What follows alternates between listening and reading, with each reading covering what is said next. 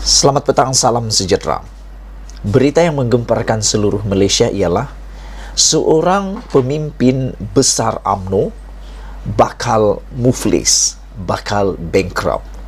Pasti kamu nak tahu kan?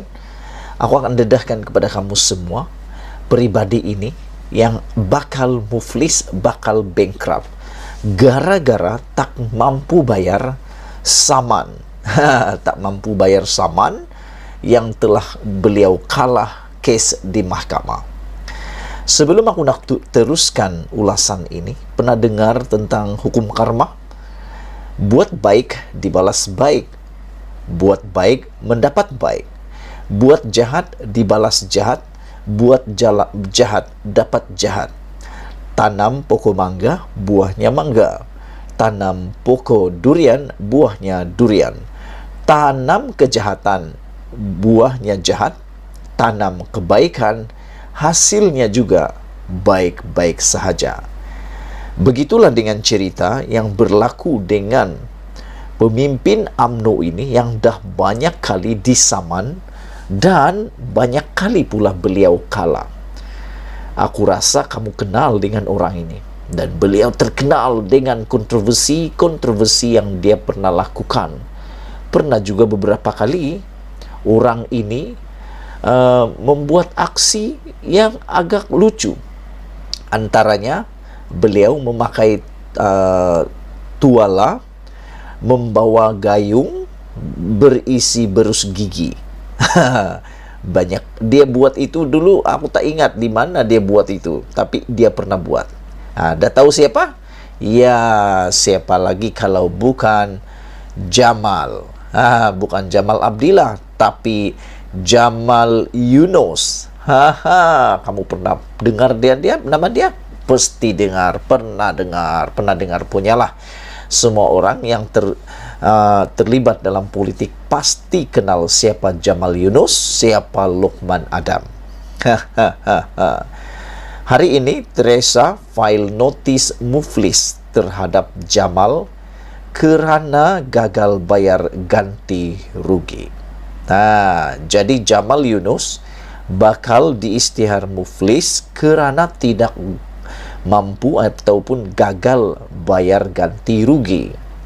Ahli Parlimen Seputih Teresa Kok memfailkan notis kebankrapan terhadap Jamal Yunus kerana gagal membayar ganti rugi sebanyak RM381,479.45 seperti yang diperintahkan oleh Mahkamah Tinggi susulan kemenangannya dalam saman fitnah ke atas ketua bahagian UMNO Sungai Besar itu. Peguam saya SN Nair and Partners telah memfailkan notis muflis terhadap Jamal kerana gagal mematuhi keputusan Mahkamah Tinggi dalam saman fitnah yang memerintahkan Jamal membayar sejumlah RM300,000 sebagai ganti rugi dan RM50,000 sebagai kos guaman kepada saya. Saya memfailkan saman fitnah terhadap Jamal pada 6 April 2017 kerana Jamal menuduh saya menyeleweng RM2 juta Yayasan Warisan Anak Selangor Yawas di bawah Kerajaan Negeri Selangor, kata Kok dalam satu kenyataan hari ini. Pada 26 Julai 2022, Pesuruhjaya Kehakiman Arif Emran Arifin memerintahkan Jamal membayar ganti rugi sebanyak RM300,000 kepada Kok dalam tempoh 14 hari beserta kos tindakan sebanyak RM50,000. Dia juga mengeluarkan instruksi untuk melarang Jamal atau ejennya daripada mengulangi dakwaan itu dalam apa jua bentuk. Sehingga hari ini, kata Teresa, saya masih belum menerima sebarang pampasan dan kos daripada Jamal. Jumlah ganti rugi dan kos tindakan bersama faedah penghakiman terkumpul dari 26 Julai 2022 sehingga 30 Ogos 2022 berjumlah RM351,479.45. Justru, kata Teresa, saya mengarahkan peguam saya SNRN Partners memfailkan notis muflis terhadap Jamal Yunus berikutan sikap cuai dan tidak ambil peduli ini. Sekiranya Jamal masih tidak mematuhi tuntutan notis kebangkrapan, prosiding kebangkrapan akan dijalankan terhadapnya dan dia mungkin diisytiharkan muflis pada akhir perbicaraan, kata Kok. Selain Kok, Jamal juga mendakwa beberapa ahli politik dari wilayah Persekutuan Kuala Lumpur dan Selangor telah menggunakan dana untuk bantuan kebajikan bagi kepentingan peribadi.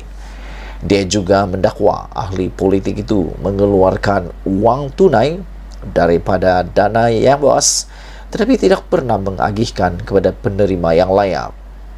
Rebah ketika hadiri program parti.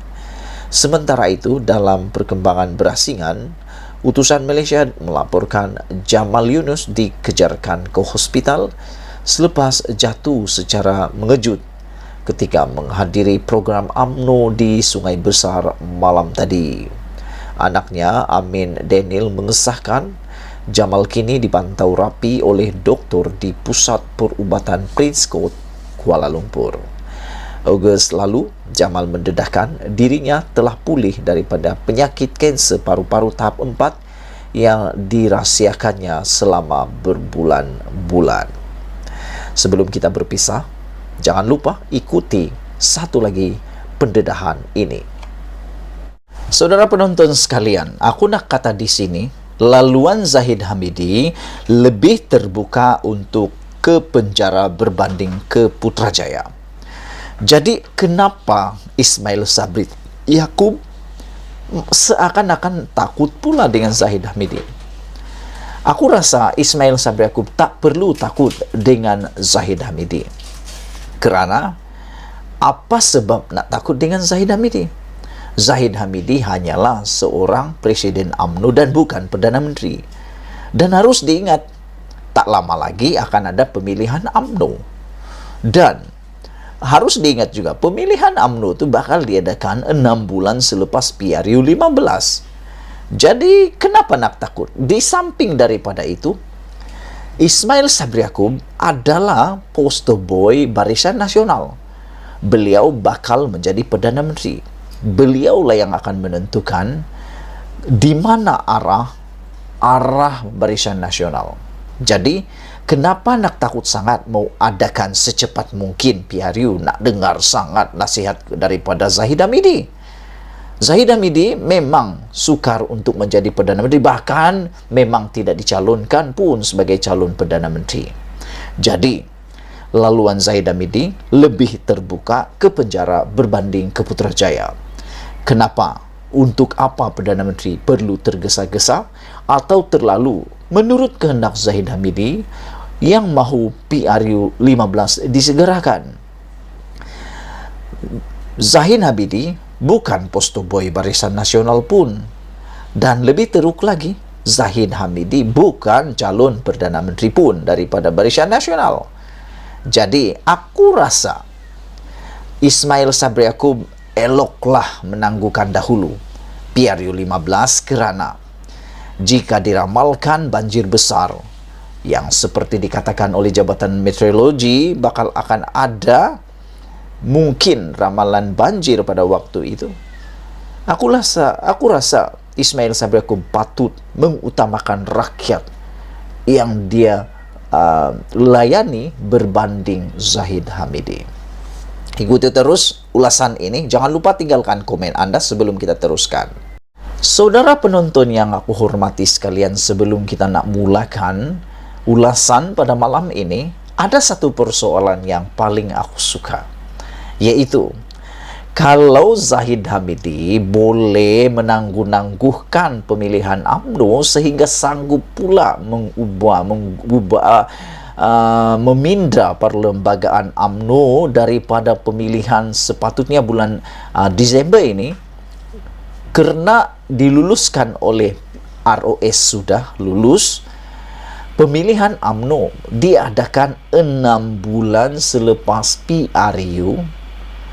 Kalau Zahid boleh menangguh-nangguhkan pemilihan UMNO, apa salahnya jika PRU-15 pun dilewat-lewatkan oleh Ismail Sabri Yaakob. Baru tepat, baru ngam. Kan, kalau Zahid Hamidi boleh tangguh-tangguhkan, lewat-lewatkan, kenapa Ismail Sabri Yaakob tak boleh? Walhal Ismail Sabri Yaakob mempunyai kuasa penuh dalam parlimen sebagai Perdana Menteri. Tugas Perdana Menteri Ismail Sabri Yaakob tiada kena mengena dengan parti politik Barisan Nasional. Beliau hanya sebagai kapasiti seorang ahli parlimen di Barisan Nasional UMNO. Tapi untuk tugas Perdana Menteri, beliau bertugas atas nama Yang di-Pertuan Agong dan juga atas nama rakyat Malaysia di parlimen. Jadi, aku pikir kalau Zahid Hamidi boleh menangguh-nangguhkan pemilihan UMNO, apa salahnya jika Ismail Sabri Yaakob pun melewat-lewatkan juga PRU-15?